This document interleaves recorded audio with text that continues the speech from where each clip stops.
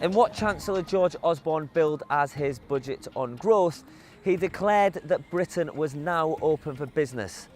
Bdaily has popped along to business advisory firm Deloitte to see what impact the budget will have on the region.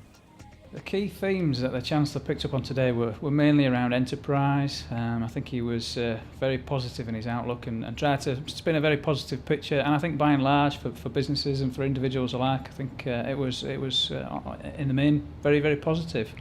There were some things in there which we already knew about, but then there were a couple of surprises as well. So entrepreneurs relief being increased to £10 million was a surprise.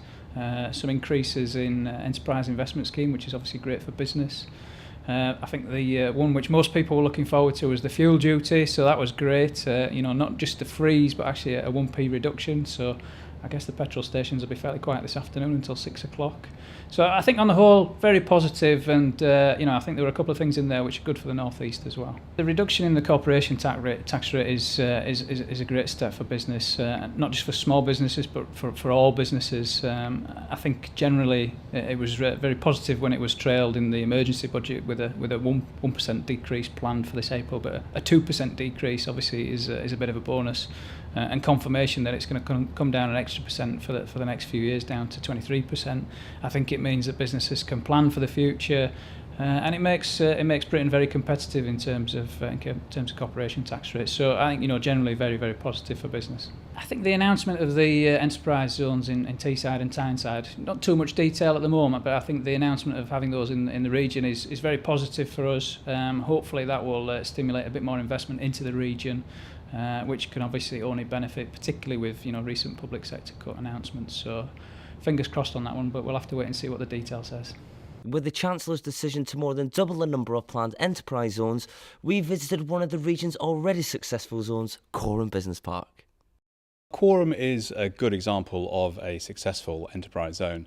In fact, we're one of the most successful business parks anywhere in the country in the moment in terms of jobs created and new tenants. Well, I think the positives that have come from the budget, in my own view, we've seen the corporation tax reductions, which I think is very, very positive.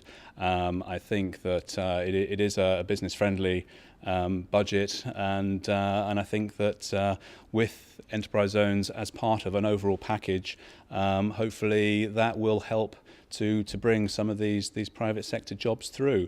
The focus has been on some of the newer technologies that clearly the North East we've been chasing very hard. But also it was good to hear business services mentioned as an area of targeted growth, and that's an area that we've been very successful at Quorm in attracting the investment in business services. So hopefully that will continue. I think overall it has been a positive budget for business. In terms of enterprise zones, then we'll need to wait for tomorrow's announcements and a bit more detail to see exactly how that's going to impact on the North East and LEP area. But I think at the moment then so far so good.